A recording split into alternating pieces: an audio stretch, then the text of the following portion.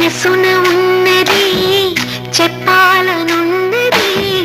మాటలు రావేలా మాటున ఉన్నది ఓ మంచి సంగతి